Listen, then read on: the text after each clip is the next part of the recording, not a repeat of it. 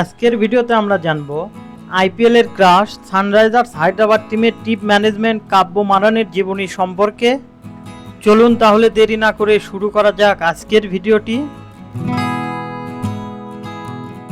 কাব্য মারান একজন ভারতীয় ব্যবসায়ী ও সিও এবং সহমালিক। তিনি 3 নভেম্বর 1991 সালে চেন্নাইয়ের তামিলনাড়ুতে জন্মগ্রহণ করেন।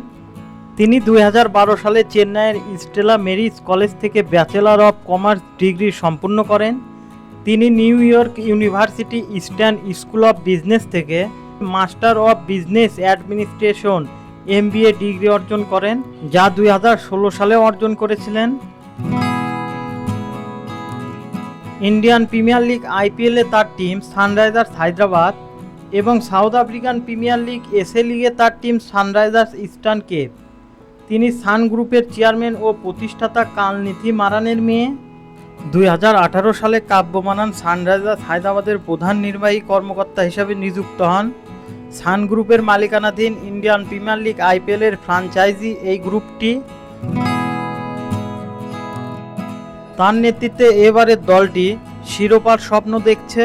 2024 সালের জানুয়ারিতে কাব্য ফ্র্যাঞ্চাইজিতে তার গুরুত্বপূর্ণ অবদানের স্বীকৃতি স্বরূপ দেবী অ্যাওয়ার্ডস ও face and force behind Sunrisers হায়দ্রাবাদে পুরস্কারে ভূষিত হন। তিনি সান গ্রুপে যোগদান করেন, তার পিতার দ্বারা প্রতিষ্ঠিত, যা এশিয়ার বৃহত্তম মিডিয়া নেটওয়ার্কগুলির মধ্যে অন্যতম।